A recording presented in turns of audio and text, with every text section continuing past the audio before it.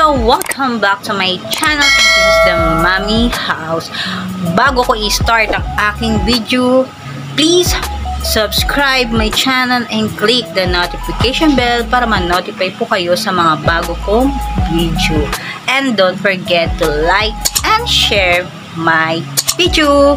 So guys, for today's video is samahan niyo ako sa journey ng aking third baby. Yes guys, after 10 years sa aking bunso ay nasundan po ang aking bunso at ngayon ay tinadanas ko ang first trimester and super duper hirap dahil hindi ko siya naranasan sa panganay ko and sa bunso ko. Ngayon sasamahan nyo ako sa journey na to, okay? Yeah guys, sobrang grabe yung morning sickness ko every day and sinusumpong din ako ng sakit ng puso. Hindi ko alam kung bakit. Nagbabalak ako ng check up. Yes guys, kasi natatakot ako dahil baka and ito ay third baby at hindi ko na rin alam kung paano humawak ng baby. Yes, after 10 years nasundan. So sabi sa akin ng midwife na pinag-check-upan ko is mangangalay nga daw ako and maninibago dahil sobrang tagal na. So hindi ko alam kung mahirapan ako or madali baga. So sasamahan nyo ako. So guys, ngayon nagluluto ako ng sardinas. Kaso guys, hindi ko siya trip kainin. Yes. So magluluto din ako ng noodles. Yes. Kasi tipid muna kami ngayon. Siyempre, merong bagong baby na lalabas at kailangan natin mag-ipon. Pero syempre naman, kasama ko kayo na masubaybayan ng aking journey sa aking baby bump. Yes guys, pakita ko sa inyo yung niluluto ko.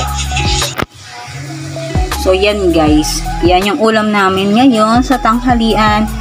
Sardinas na may itlog. Syempre parang ginawa ko siyang scramble. Yan. And syempre dahil ayoko po ang isda at malansa. Ayoko talagang sa malansa. At grabe to, grabe guys. Gusto niya yung mga tawag nito. May mga pangalan ng pagkain tulad ng minute burger, mga french fries, mga Jollibee. Yan guys.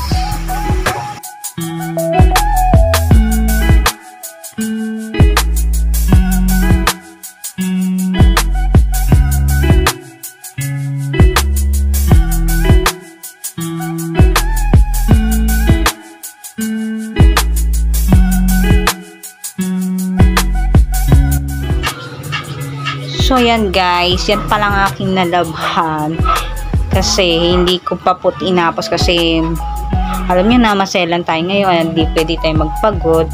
Ito na yung mga nasampay ko guys. Yan guys, konti pa lang guys. Ayan, kapagod. So guys, ito, nagpapahinga na po tayo. Nagpapahinga na po yung buntis. Yes guys, kapagod. Hindi naman masyadong matami yung nilabhan ko, pero dahil sa sitwasyon ko nakakapagod. At saka alam nyo na, ito pa na meron akong nararamdaman ngayon. Masama pakiramdam ko, sinisipon, inuubo, hindi ako makainom ng gamot dahil syempre bawal basta-basta uminom ng gamot. So yan guys, sa susunod pag-uusapan naman natin yung kung ilang buwan na yung aking tiyan, or sabihin natin na yung heartbeat naman po ang ating susunod na aalamin. Yes guys, malapit na ho to, kaya abangan nyo po. Kaya please don't forget to subscribe my channel and like and share my video. And please click the notification bell para ma-notify po kayo sa mga bago kong video. At mapag-usapan natin ang buhay mothers. Bye guys!